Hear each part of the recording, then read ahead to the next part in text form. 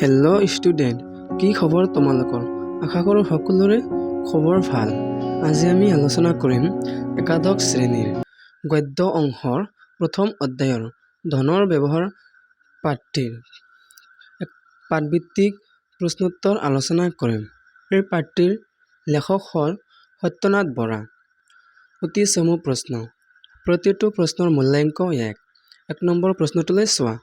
কৃপণ লোকৰ দুই ধৰ্ম কি কি? ইয়াৰ উত্তৰ হ'ব কৃপণ লোকৰ দুই ধৰ্ম হ'ল লাজ ঢকা আৰু প্ৰাণ প্ৰৱৰ্তোৱা। 2 নম্বৰ প্ৰশ্ন। অৰ্থ ব্যৱহাৰৰ মূলমন্ত্ৰ কি? উত্তৰ অৰ্থ ব্যৱহাৰৰ মূলমন্ত্ৰ হ'ল আয় অনুসৰি খৰচ কৰা।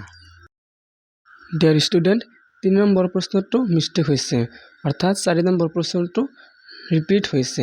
ইয়াৰ প্ৰশ্নটো হ'ব দৰিদ্ৰ হোৱাৰ চিন কেনেকুৱা? ইয়াৰ উত্তৰ হ'ব আয় অলপ খৰচ সৰহ, সেয়াই দৰিদ্ৰ হোৱাৰ চিন। 4 নম্বৰ প্ৰশ্ন। মানুহৰ ঋণ কেতিয়া হয়? উত্তৰ আৰ্জনতকৈ সৰহ খৰচ কৰিলে মানুহৰ ঋণ হয়। 5 নম্বৰ প্ৰশ্ন। কোন প্ৰকাৰৰ খৰচ গুপ্ত শত্ৰুৰ নিচিনা? উত্তৰ খুচুৰীয়া খৰচ গুপ্ত শত্ৰুৰ নিচিনা। চমু প্ৰশ্ন। প্ৰতিটো প্ৰশ্নৰ মূল্যাংক 2 অথবা 3। 1 নম্বৰ প্ৰশ্ন। ধনৰ দুই প্ৰকাৰৰ ব্যৱহাৰ কি কি? উত্তৰ ধনৰ দুই প্ৰকাৰৰ ব্যৱহাৰ হ'ল প্ৰথম, ধনেৰে সুখ সম্পদৰ আহিলা পাতি গোটাই ল'ব পাৰি। দ্বিতীয়, ধনেৰে আনৰ উপকাৰ সাধিব পাৰি। 2 নম্বৰ প্ৰশ্ন।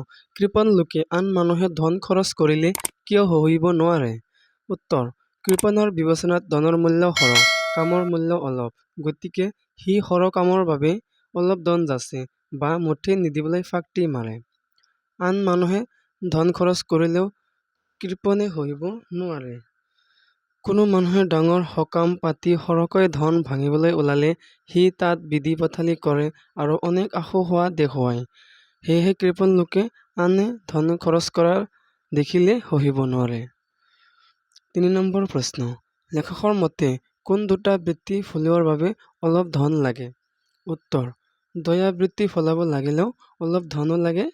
2 নম্বৰ, অহংকাৰ বা লোভ ফলাব লাগিলেও অলপ ধন লাগে।